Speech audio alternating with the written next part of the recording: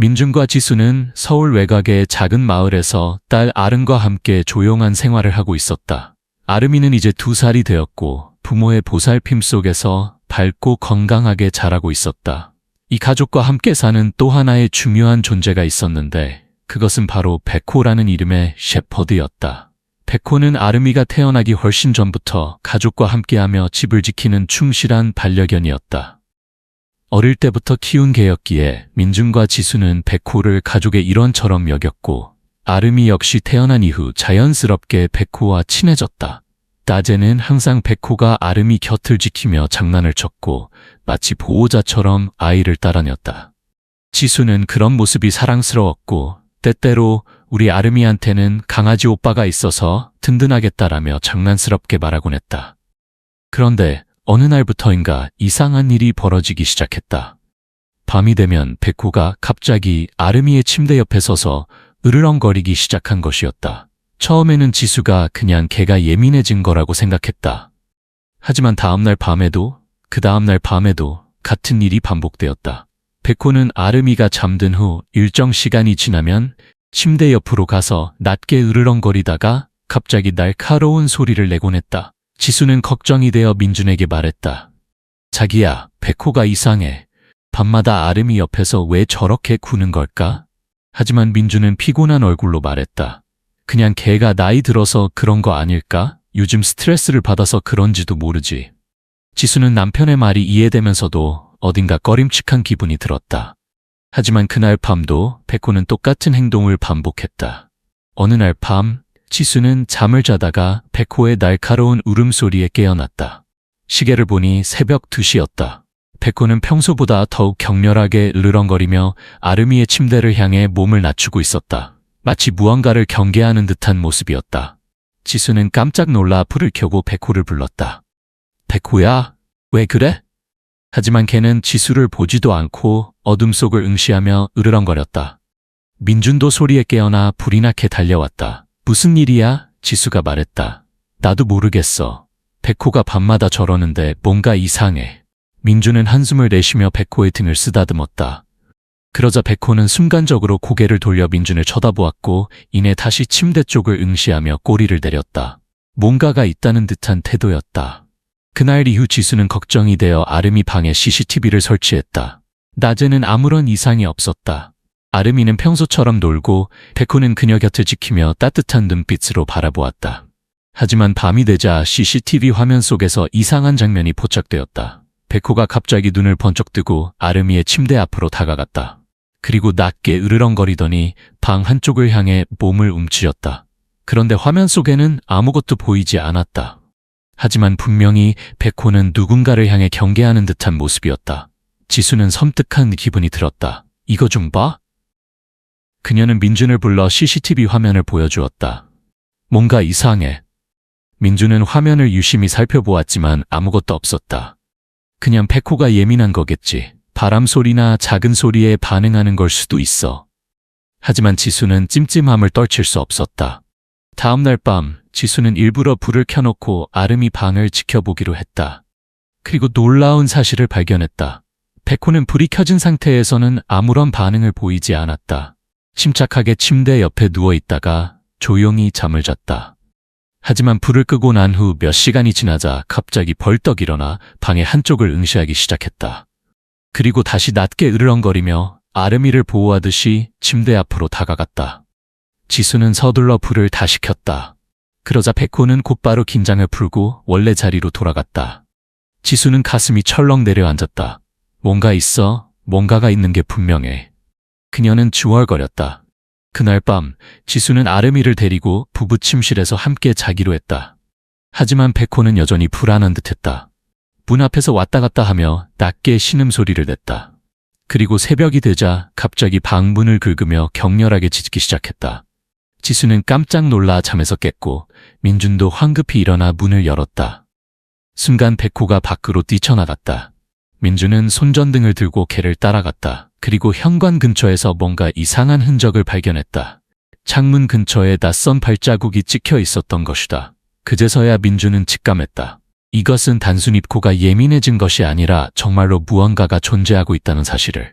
지수는 불안에 떠며 남편에게 물었다. 이게 뭐야? 설마 누군가가 우리 집에 들어오려고 한 거야? 민주는 굳은 얼굴로 말했다. 그럴 수도 있어. 경찰에 신고해야 할지도 몰라. 지수는 아름이를 꼭 안으며 두려움에 떨었다. 백호는 창문을 향해 여전히 으르렁거리고 있었다. 그날 이후 부부는 밤마다 집안의 모든 창문과 문을 단단히 잠그고 방 안의 불도 일부러 켜놓기로 했다. 하지만 이상한 기운은 계속해서 느껴졌다. 백호는 여전히 밤마다 특정한 시간대가 되면 예민하게 반응했다. 마치 무언가가 다가오고 있다는 듯이. 지수는 밤마다 가슴이 조마조마했다. 혹시라도 아름이에게 무슨 일이 생길까봐. 그리고 어느 날 밤, 드디어 그 존재가 모습을 드러내고야 말았다. 그날 밤은 유난히 조용했다. 창밖으로 들려오던 바람 소리도 멎었고 주변은 기이할 정도로 고요했다. 민준과 지수는 불안을 감추지 못한 채 침실에서 서로를 바라보았다. 백호는 여전히 아름이의 침대 근처를 맴돌며 예민하게 귀를 세우고 있었다. 지수는 아름이를 꼭 끌어안고 속삭였다. 괜찮을 거야. 우리가 있으니까. 하지만 그녀의 목소리엔 확신이 없었다. 시간이 흘러 새벽 2시를 넘겼을 때 백호가 갑자기 몸을 바짝 낮추며 낮게 으르렁거리기 시작했다. 동시에 창문 쪽에서 희미한 소리가 들려왔다. 민주는 재빨리 손전등을 집어들고 창문 쪽으로 다가갔다. 창문 틀에는 어제보다 더 선명한 손자국이 남아있었다. 마치 누군가가 유리창을 밀고 안을 들여다본 듯했다. 지수는 겁에 질려 민준의 팔을 붙잡았다. 이거 진짜 사람이야? 민준은 아무 말 없이 창문 밖을 살폈지만 어둠 속에서 아무것도 보이지 않았다.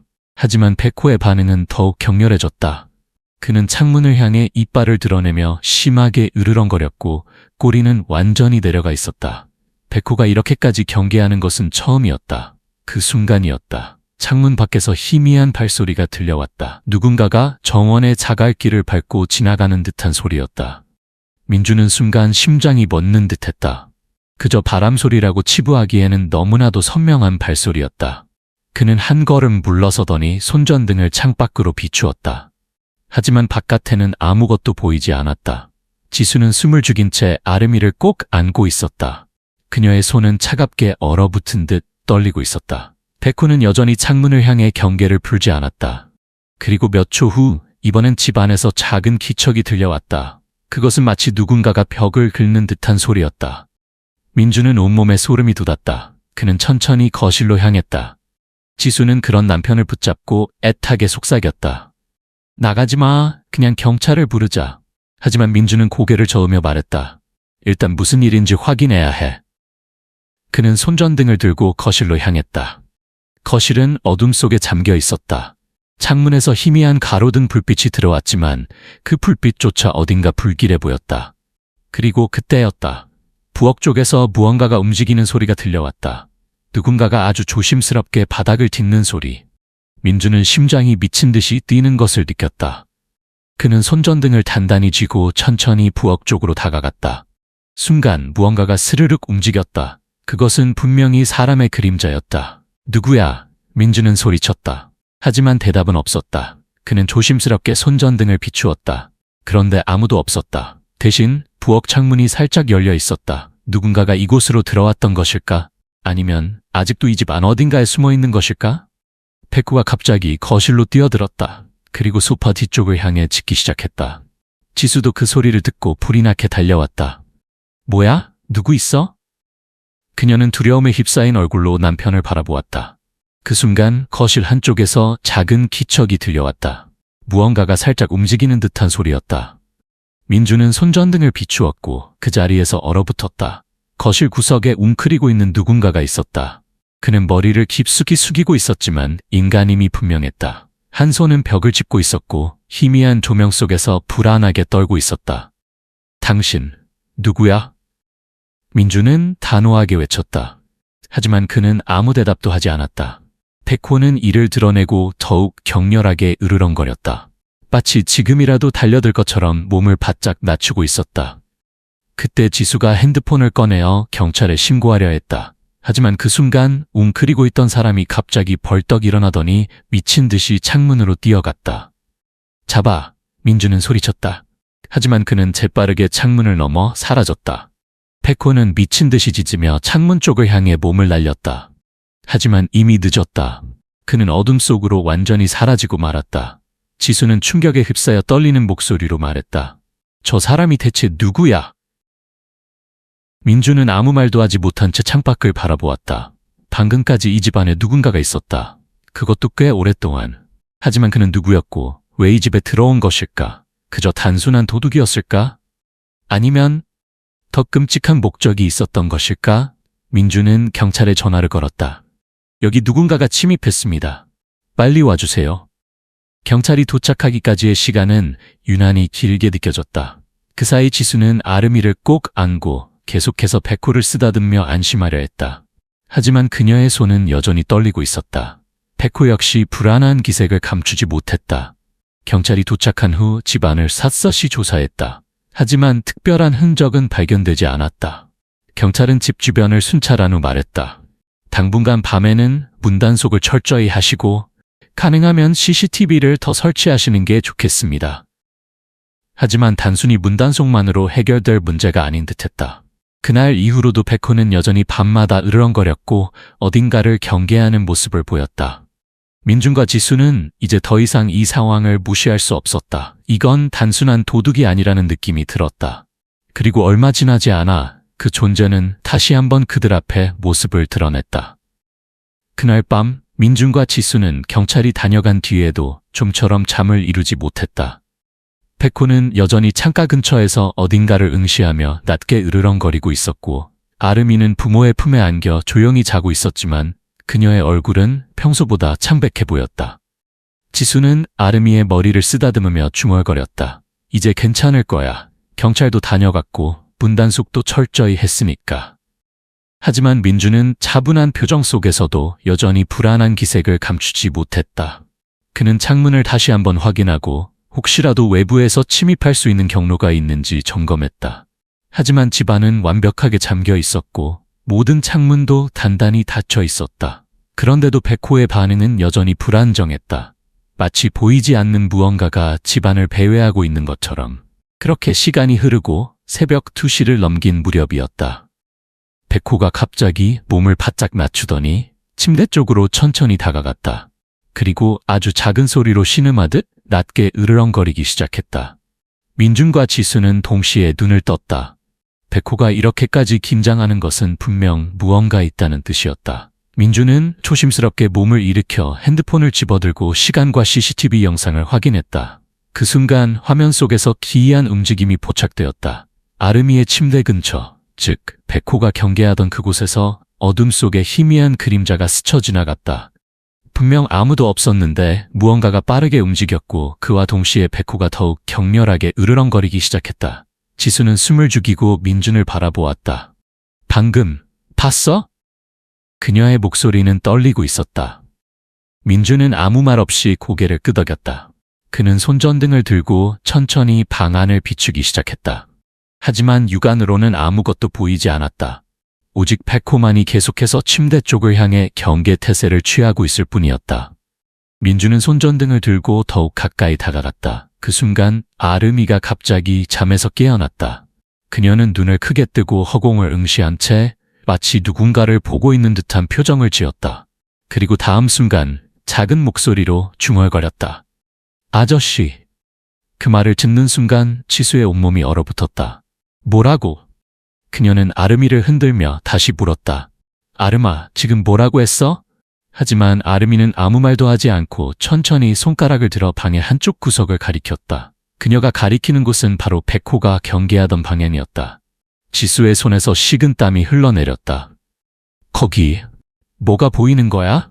아름이는 대답하지 않고 그저 무언가를 바라보고 있을 뿐이었다. 마치 부모는 보지 못하는 존재가 그녀 앞에 서 있는 것처럼. 그때 민준이 결심한 듯 핸드폰을 꺼내어 방 안에 불을 켰다. 그리고 천천히 아름이의 시선을 따라갔다. 하지만 여전히 아무것도 보이지 않았다. 그는 미심쩍은 표정으로 창문을 다시 확인했다. 그리고 그 순간 창문에 찍힌 미세한 손자국을 발견했다. 그것은 명백히 아이의 손보다 컸고 성인의 손이라고 하기엔 어딘가 불완전한 형태를 하고 있었다. 마치 손가락 일부가 잘린 것처럼 보였다. 민주는 순간적으로 심장이 철렁 내려앉았다. 지수야, 이거 봐. 그는 떨리는 목소리로 아내를 불렀다. 지수가 다가와 창문을 확인하자 그녀의 얼굴도 새하얗게 질려갔다. 이게 뭐야? 이제 확실했다. 단순한 도둑이나 노숙자가 아닌 무언가 설명할 수 없는 존재가 이 집을 맴돌고 있었다. 그 존재는 창문을 통해 안을 들여다보고 있었고 그것을 백호가 감지하고 있었던 것이다. 그리고 무엇보다도 아름이는 그것을 직접 보고 있었다. 지수는 두려움에 사로잡힌 채 아름이를 꼭 끌어안았다. 우리 이 집에서 나가야 하는 거 아닐까? 하지만 민주는 쉽게 결정을 내리지 못했다. 아직 확실하지 않아. 우선 오늘 밤만 더 지켜보자. 그날 밤 민준과 지수는 CCTV 영상을 다시 확인했다. 그리고 더 충격적인 장면을 발견하게 되었다. 새벽 1시경 아름이가 깊이 잠든 사이 창문 밖에서 희미한 형체가 서성이고 있었다. 그것은 사람의 형상을 하고 있었지만 움직임이 부자연스러웠다. 마치 비틀거리듯 흔들렸고 한쪽 발을 창문에 대고 안을 들여다보고 있었다. 그리고 그 존재가 조금씩 창문을 열려는 순간 백호가 갑자기 달려들어 창문을 향해 짖기 시작했다. 그러자 그 형체는 흠칫 놀란 듯 뒤로 물러났고 몇 초 후 어둠 속으로 사라졌다. 지수는 영상을 보는 내내 숨을 쉴 수조차 없었다. 이건 사람이 아니야. 그녀는 손으로 입을 틀어막으며 말했다. 민준 역시 이제는 부정할 수 없었다. 그 존재는 단순한 침입자가 아니었다. 그리고 무엇보다도 그 존재는 단순히 집을 드나드는 것이 아니라 아름이를 지켜보고 있는 것처럼 보였다. 그는 떨리는 손으로 경찰에 전화를 걸었다. 하지만 경찰은 단순한 침입자 문제일 가능성이 크다며 직접적인 위협이 없으면 당장 조치를 취하기 어렵다고 말했다. 그래도 순찰을 강화해드릴 수 있습니다. 경찰은 그렇게 말하며 통화를 마쳤다. 하지만 그 말로는 지수의 불안을 해소할 수 없었다. 우리 당장 이 집을 떠나야 해. 그녀는 단호하게 말했다. 하지만 그 순간 백호가 갑자기 문 쪽을 향해 짖기 시작했다. 그는 이빨을 드러내고 몸을 낮춘 채 문 너머에 무언가가 있다는 듯이 더욱 격렬하게 짖고 있었다. 지수는 순간적으로 등골이 오싹해졌다. 설마 집 안에 있는 거야? 그녀는 떨리는 목소리로 민준을 바라보았다. 민준은 조심스럽게 문 쪽으로 다가가 귀를 기울였다. 그리고 희미하게 들려오는 소리. 그것은 아주 작은 숨소리 같기도 했고 혹은 무엇인가가 바닥을 긁는 듯한 소리였다. 그 순간이었다. 문이 스르륵 움직였다. 분명 문을 건드린 사람은 없었는데 문이 아주 천천히 열리고 있었다. 백호는 미친 듯이 짖으며 문 앞에 달려들었다. 그리고 다음 순간 형체가 불분명한 검은 그림자가 문틈 사이로 스르르 미끄러져 들어왔다. 지수는 비명을 질렀고 민주는 손전등을 들고 그 방향을 비추었다. 하지만 빛 속에서도 그 형체는 명확히 드러나지 않았다. 오직 백호만이 필사적으로 그것을 향해 몸을 날리며 짖고 있었다. 지수는 황급히 아름이를 안고 침실로 뛰어들어갔다. 그녀는 문을 걸어 잠그며 떨리는 손으로 핸드폰을 붙잡았다.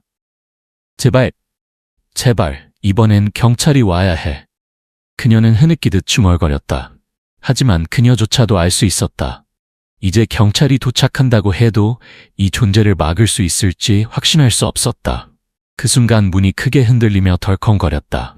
지수는 아름이를 품에 꼭 끌어안고 눈을 찔끔 감았다. 백호는 문 앞에서 날카로운 이빨을 드러내며 더욱 격렬하게 짖고 있었다. 민주는 손전등을 꼭 쥐고 문 쪽으로 한 발짝 다가갔다. 지금 당장이라도 문이 열려버릴 것 같은 불안감이 온몸을 휘감았다. 심장이 요동쳤고 숨소리가 거칠어졌다. 그리고 그때였다. 문이 스르륵 아주 천천히 열렸다. 민주는 반사적으로 손전등을 비추었고 순간적으로 손이 떨리며 등줄기에 식은땀이 흘렀다. 불빛이 비춘 곳에는 아무도 없었다. 하지만 확실히 누군가 혹은 무언가가 존재하고 있었다. 문이 저절로 열릴 리가 없었다. 지수는 울음을 삼키며 중얼거렸다. 도대체 이게 뭐야? 하지만 그 순간 아름이가 갑자기 몸을 부르르 떨며 속삭였다. 아저씨, 또 왔어. 그 말을 듣자마자 지수는 온몸이 얼어붙었다. 아름이는 두려움에 떨지 않았다. 오히려 그녀의 표정은 이상할 정도로 담담했다. 마치 아주 익숙한 존재를 본 것처럼 지수는 떨리는 손으로 아름이의 어깨를 붙잡고 물었다. 아름아, 지금 누구를 본 거야? 하지만 아름이는 눈을 크게 뜨고 어둠을 응시할 뿐이었다. 그녀는 천천히 손을 들어 문 밖을 가리켰다. 그리고 그 순간 백호가 날카롭게 포효하듯 짖기 시작했다.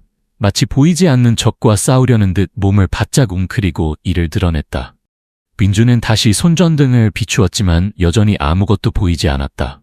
하지만 방 안의 공기가 묘하게 무거워졌고 한기가 온몸을 감싸기 시작했다. 그것은 단순한 두려움이 아니었다. 마치 이 공간이 무언가에 의해 점점 잠식당하는 듯한 느낌이었다. 그 순간 거실 쪽에서 이상한 소리가 들려왔다. 마치 무언가가 천천히 바닥을 긁는 듯한 소리. 민주는 숨을 삼키며 손전등을 들고 조심스럽게 거실로 향했다. 지수는 그런 남편을 붙잡고 애타게 외쳤다. 가지마, 같이 있어야 해. 하지만 민주는 그녀를 안심시키듯 고개를 끄덕이고는 천천히 문을 열고 거실로 나섰다. 거실은 어두웠고 창밖으로 희미한 가로등 불빛이 비쳐들고 있었다. 하지만 그 희미한 불빛 속에서 한쪽 구석에 뭔가가 웅크리고 있는 듯한 기묘한 그림자가 보였다. 그것은 불빛에 의해 만들어진 단순한 그림자가 아니었다. 그것은 형태가 어렴풋이 보이지만 정확한 형상을 알 수 없는 마치 이 공간과 따로 분리된 듯한 존재였다. 민주는 한 걸음 다가갔다. 그 순간 그림자가 천천히 움직였다. 그리고 부엌 쪽으로 스르르 사라져갔다. 민주는 온몸에 소름이 돋았다. 저건 뭐지? 그때 백호가 거실로 뛰어들었다.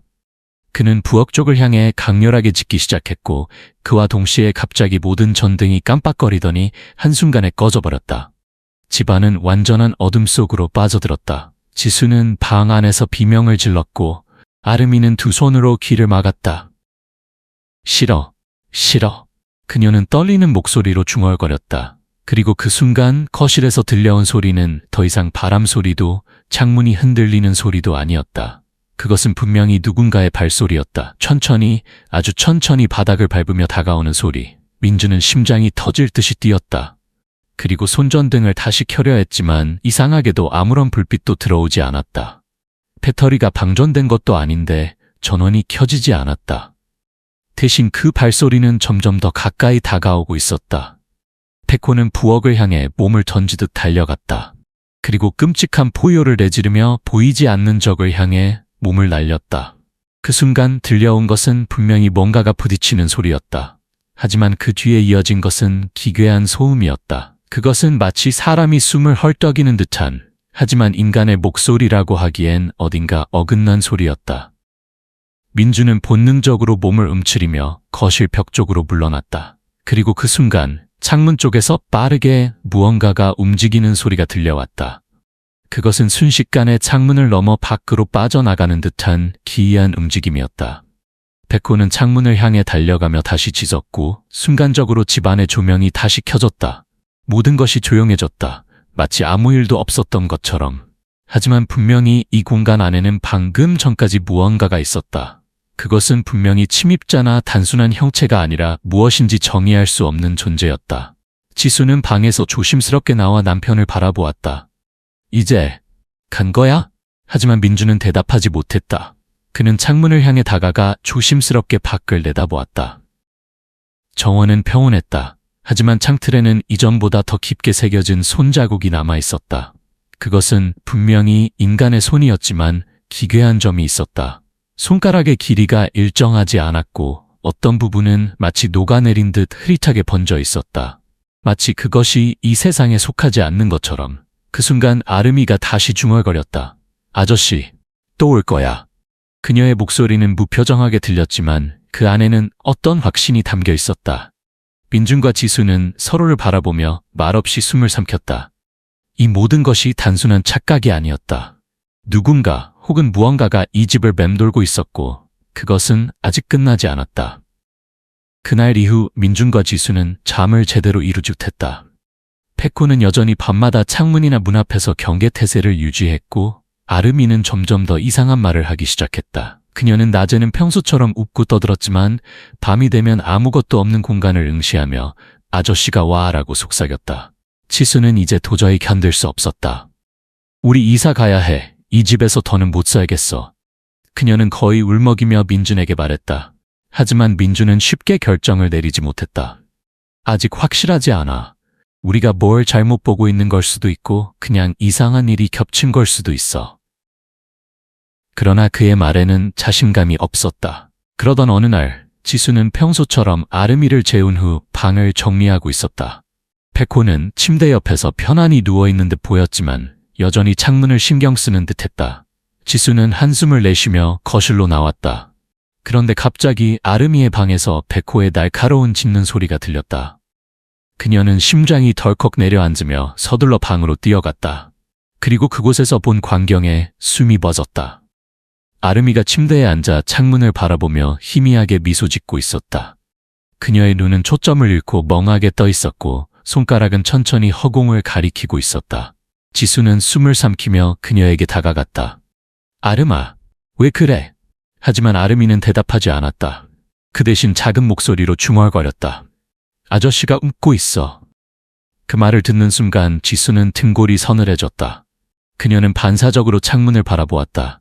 하지만 그곳에는 아무것도 없었다. 단지 어둠이 깊게 깔려 있을 뿐이었다. 그런데 이상하게도 창문 유리에 희미한 무언가가 비쳐 보였다. 그것은 형태가 불분명했지만 분명히 사람의 얼굴 같았다. 마치 안에서 창밖을 바라보는 것처럼.